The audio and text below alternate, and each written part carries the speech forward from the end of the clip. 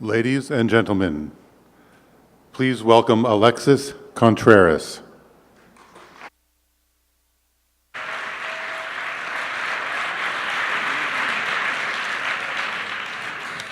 Good afternoon. My name is Alexis Contreras, and I'm a student here at Edward A. Reynolds Westside High School.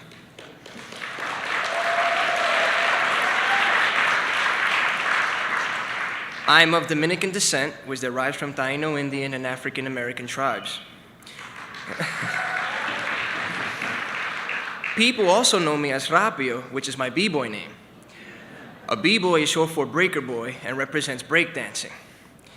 You can say that I've got soul, but I love for that soul to progress in both power and style. Because I am so deeply in love with this form of art, I will manifest myself into the highest b-boy I can be.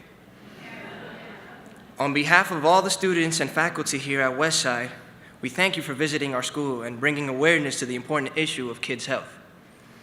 2 years ago, we lost our classmate, Jose Arroyo, to a heart condition.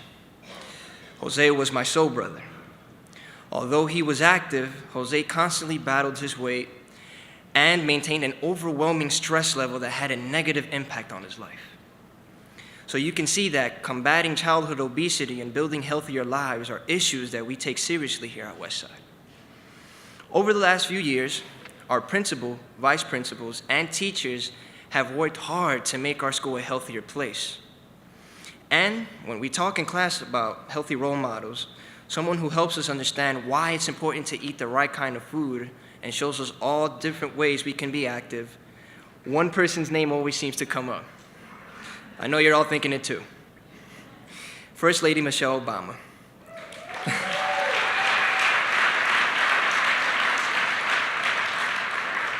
She has given real meaning to the word move. As a b-boy dancer, I especially appreciate her emphasis on moving. To the First Lady has helped make being healthy the cool thing to do. Because of the First Lady's work and support from people like you here today, the food in our school cafeterias has improved. PE classes comes in many forms, from spinning to yoga, and people all over the country, from performance artists to my principal, are helping kids across the nation live healthier. On behalf of the student body, I say thank you, First Lady, for helping kids lead healthier lives.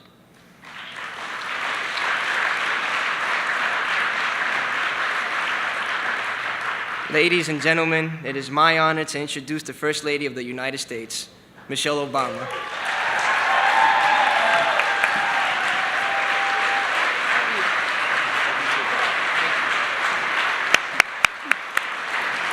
Thank you. Thank you all so much. Good afternoon. These applause are for you all as well. Thank you so much.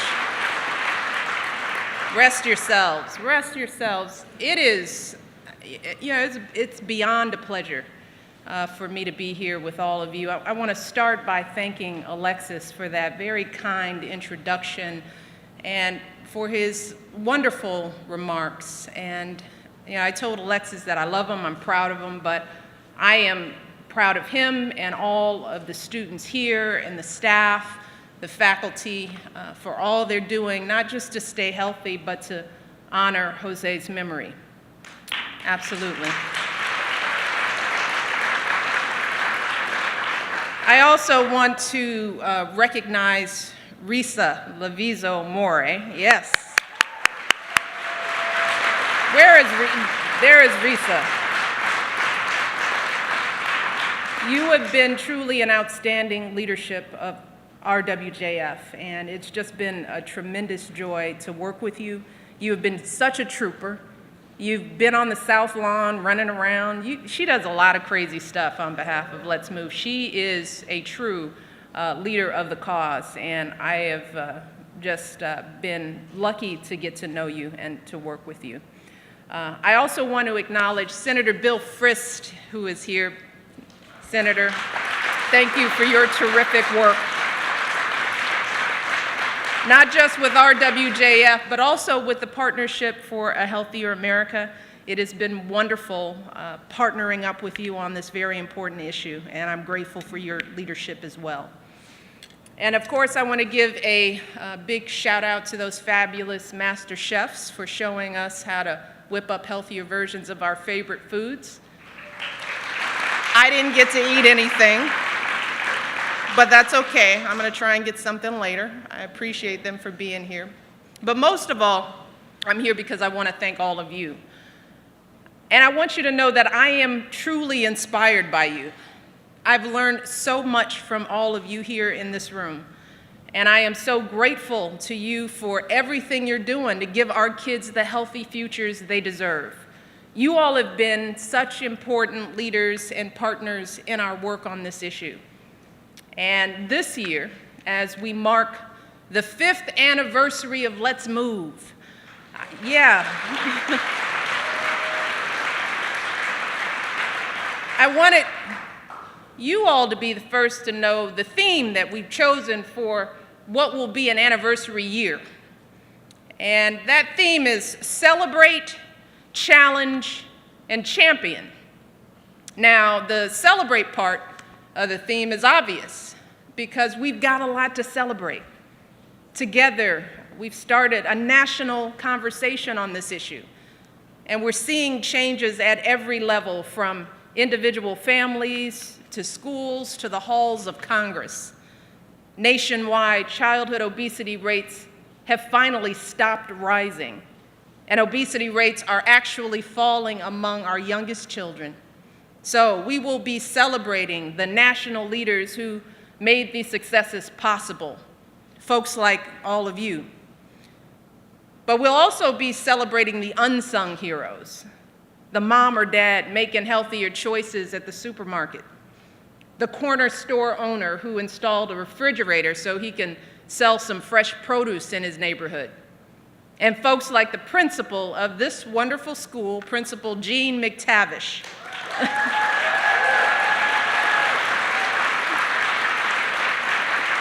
Now, let me just tell you a little bit about Principal McTavish. She doesn't just talk about eating healthy and getting active, she actually teaches her own spin classes here at Westside High School. And I got to see some of that spinning in action. It's hot in there. They were really working out. And she does that class at 7:30 in the morning. Now that's dedication. She fought an epic battle to get skinless chicken breasts into school lunches here. That's a fight we all have to have. And when the vending company wouldn't fill the machines here with healthy snacks, this woman literally turned those machines around so they were facing the wall because, as she put it, and these were her words as I understand, Jean said, "I don't have to sell any food in my school. Thank you very much." I met Jean. It sounded like she would add that "thank you very much" part on there, with a little attitude, too. So we are going to be doing some celebrating this year. And in the coming months, we're going to be talking a lot about everything we've achieved through Let's Move. But we'll also be doing some challenging, because while we've come a long way, we still have a long way to go. So we're going to be pushing folks to dig deeper and to do even more for our kids. And finally, we're going to be focusing on how to truly be a champion on this issue, how to own it, how to invest in it, how to make real sustainable change, have an impact. And that's one of the reasons why I wanted to be here today, what I wanted to talk to you guys about. Because I want it to be very clear that no one better embodies what it means to be a champion for our kids' health than the Robert Wood Johnson Foundation. It's true. Let's just think about it for a minute. $1 billion. Yeah, $1 billion. I mean, the magnitude of that just takes your breath away. And it's not just the sheer amount that's so extraordinary. It's the risk that RWJF and RISA took to invest those dollars in the first place. Because back in 2007, when you made that investment, when RWJF made that first big commitment to combat childhood obesity, I know there were a lot of folks out there scratching their heads, thinking to themselves, RWJF is spending $500 million on that? Why? See, because back in 2007, many folks just didn't think childhood obesity was a serious issue.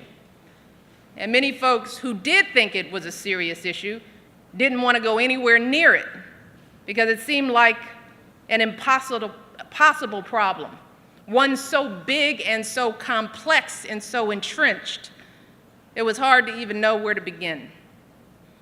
As you all know, there wasn't much of a culture of health in this country back then. And just think about what life was like for your average family in 2007. You had a parent or two who was busy, working long hours to make ends meet, with kids in daycare or school, eating 1 or 2 meals a day at the school, maybe even a snack or two, and a typical meal at school might have been nothing but pizza and a tater tot. Snack would have been cookies and a sugary juice. And with the cuts to gym class and recess, the kids probably weren't very active during the day. And then when mom or dad got home from work and it was time for dinner, they were exhausted. So maybe that family wound up at the drive-thru. Or if they could afford it, maybe they headed to the local chain restaurant where the healthy menu was just a few lines long. And even if those parents decided they wanted to eat better and cook more at home, maybe there wasn't a store in their community where they could buy fresh food. And if they had one, maybe they walked down those aisles looking at all those boxes and bags on the shelves, squinting at the labels, wondering which foods were healthy and which ones weren't. See, that family back then never could have imagined that in just 8 years, their kids' school lunches would be filled with fruits and veggies, whole grains, skim milk. And schools across the country would be doing brain breaks and other creative efforts to get kids active during the day. They never could have imagined that grocery stores would be cropping up in underserved areas, and convenience stores would start selling fresh produce. And a major American retailer would be putting healthy labels on their food to help people make better choices. Now, that family never could have imagined that fast food restaurants would be putting apples and skim milk in their kids' meals, or that the healthy menus at chain restaurants would be a page or two rather than just a footnote. All of this progress was unthinkable because back in 2007, the deck was so totally and utterly stacked against families who wanted to make healthy choices for their kids. They couldn't have imagined it. So I think it's fair to say that by investing $500 million in this issue back then, RWJF wasn't just stepping on the bandwagon. They were building the bandwagon pretty much from scratch. But they did this because they understood the science. And they realized that this issue wasn't just undermining our kids' health, it was undermining the health of our economy. It was affecting the productivity of our workforce. It was costing us billions of dollars in healthcare expenses. And while this may all be conventional wisdom now, it certainly wasn't conventional wisdom back then. And while I might get a lot of credit for what we've done through Let's Move, I know that Let's Move couldn't even exist if it weren't for RWJF's leadership. For so many years, this foundation has funded the best programs and the most promising research. And all of that is the platform on which Let's Move was built. It's how we could help create a national conversation around this issue, and as Alexis said, make it fun and maybe a little cool. Together, we've made a real impact on our kids' health. So it would be understandable if after seeing some progress, RWJF would decide to just sit back, congratulate themselves on a job well done, and move on to the next trendy issue. That's what plenty of funders would do. But instead, RWJF is doing just the opposite. They are doubling down on this issue literally. They have committed to seeing this through to the end because they understand that in many ways the progress we've made is fragile and we are nowhere near finished. We all know the statistics. We all know the disparities that still exist for children of color and underserved kids. And we all know that for everyone in this country who has stepped up to champion this issue, there are plenty of other folks just waiting for us to get bored. They're just waiting for us to declare victory and turn our attention to other matters. We've seen this firsthand with our battles on school lunches. We have seen special interests throwing every resource they have at this issue, and we know that sometimes our kids' health isn't exactly their first priority. So we simply cannot afford to be complacent for one single minute. And that's really what it means to be a champion on this issue. It means being relentless like RWJF. It means pushing and investing until every child in this country can grow up healthy, no matter where that child is from, what that child looks like, or how much money their parents have. That's our goal. And the good news is that we know we can achieve this goal. We've seen the progress we can make when we educate parents and we help them make healthier decisions.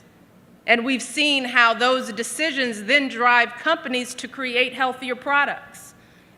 So if RWJF could achieve so much with that first investment back in 2007 when we had so little momentum, just imagine what we can achieve with another $500 million today when we've got momentum like we never imagined.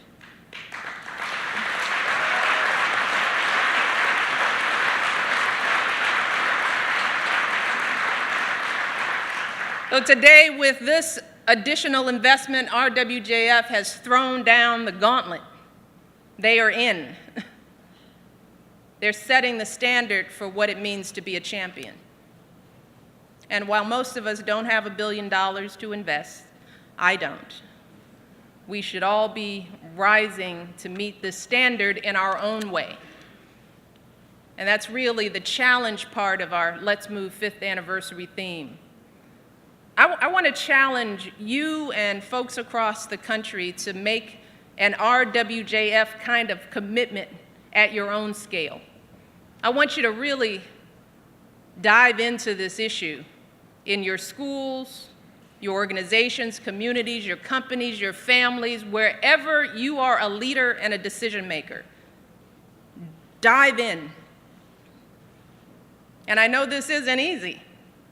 I know the voices of the naysayers are still loud and can be intimidating.